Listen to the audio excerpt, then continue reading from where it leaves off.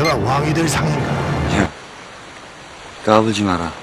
오늘은 영화 태양은 없다에서 만나 지금까지 20년간 진한 우정을 가지고 있는 미남 배우 정우성과 이정재의 영화를 소개해드리겠습니다. 구독, 좋아요 부탁드릴게요. 운명의 모든 것. 먼저 소개해드릴 원조 미남 배우는 짜릿하게 잘생긴 배우 정우성입니다. 정우성은 영화 비트를 통해 전성기를 맞이했는데요. 이 영화 비트를 통해 정우성은 90년대 청춘의 표본으로 등극하게 되었죠. 이야, 도가 지나치게 잘생겼네요. 자, 그럼 영화 비트에 대해 알아볼까요? 영화 비트는 1997년 외환 위기가 현실화되어 혼돈의 시기를 보내던 그 시기 청소년들의 불안감을 보여주며 남자에게 멋이란 무엇인가 라는 것을 일깨워준 작품입니다. 영화에선 정우성, 유호성, 고소영, 임창정이 등장하고 그 외에도 당시의 삐삐 문화, 클럽 문화 등을 단편적으로 살펴볼 수 있습니다. 영화의 내용은 타고난 파이터인 고등학생 민과 조직폭력배로서 성공하길 꿈꾸는 태수, 그리고 미래에 대한 소박한 꿈을 버리지 않는 환규가 무차별적 싸움과 혼돈 속에서 10대를 보내는 배경으로 시작합니다. 어느 날 환규를 따라 나간 노예팅에서 민은 로미에게 선택을 당하고 둘은 지속적인 만남을 갖게 됩니다. 이날 이후 로미에게 빠져든 민은 로미의 호출이 울리면 언제든지 달려갑니다. 로미는 그런 민을 좌지우지하며 급기야 얘 학교로 나 좀 데리러 와. 나 대신 야구 좀 보고 요약해와 라는 등 민이를 진짜 노예처럼 이용하는데요. 민은 그런 로미가 마냥 좋습니다. 그러다 로미의 탓으로 친구가 자살을 하게 되고 로미는 충격을 받고 종적을 감춥니다. 민은 시간이 지나도 로미와의 유일한 연락 도구인 삐삐를 버리지 못하는데요. 시간이 흐르면서 태수는 감옥에 갔다가 출소하고 환규는 민과 함께 분식집을 차립니다. 이런 상황 앞에 로미의 호출이 울리는데 로미야, 넌 지금 어디 있니? 라며 이미 충분히 멋진 정우성이 더 멋지게 오토바이를 타는 명장면을 배출한 영화 비트였습니다. 혹시 뒷내용이 궁금하신 분들인가요? 뒷내용이 궁금하신 분들이라면 케이블 TV VOD로 만나보세요.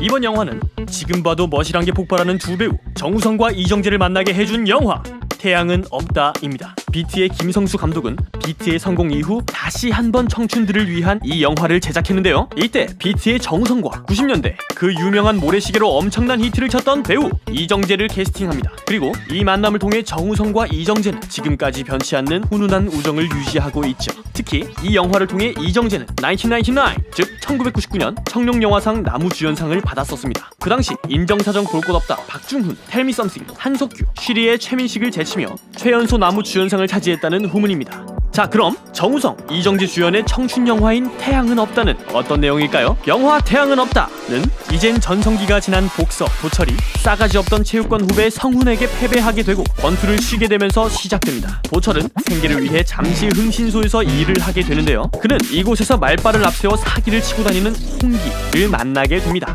홍기는 항상 빚에 쪼들리지만 그럼에도 불구하고 명품 정장과 구두를 신어야 한다고 믿는 캐릭터인데요. 이런 도철과 홍기는 의외로 호흡이 잘 맞아 가는 곳마다 돈을 수금하고 흥신소장에게 신임을 얻게 됩니다. 그러던 중 돈 되는 일이라면 뭐든지 하는 홍기는 잊지도 않은 연예 기획사를 만들어 사장 행세를 하며 나레이터 모델을 하는 연예인 지망생 미미 한고은을 꼬드깁니다. 한고은이요. 이 와중에 도철은 하필 미미에게 한눈에 반하게 되는데요. 과연 이 셋의 운명은 어떻게 될까요? 뒷이야기가 궁금하신 분들이라면 케이블 TV VOD에서 만나보세요. 삼류복서와 건달인 두 젊은이를 주인공으로 청춘의 꿈과 좌절, 우정을 그린 영화 태양은 없다 였습니다. 다음 소개해드릴 영화는 앞서 설명했던 태양은 없다의 이정재의 대표작 10월애입니다. 영화 10월에는 때시, 넘을 월, 사랑애, 직역하면 시간을 초월한 사랑이란 뜻으로 시간을 초월한 사랑에 대한 이야기를 다룬 영화입니다. 10월에는 같은 년에 개봉한 동감과 비슷한 타임슬립 영화로 비교되었는데요. 2016년에 개봉한 너의 이름은이라는 애니메이션이 10월의 줄거리와 상당히 비슷해 일본에서 자체적으로 표절 논란까지 있기도 했습니다. 특히 10월에는 헐리우드의 판권이 팔려 우리의 존익형 키아누 리브스와 그래비티의 여배우 산드라 블록이 출연한 레이크 하우스로 리메이크 되었을 정도로 스토리가 아주 탄탄한 영화입니다. 자, 그럼 평점 9.23으로 지금 개봉해도 충분히 흥행할 수 있는 영화 10월의 줄거리를 알아보겠습니다.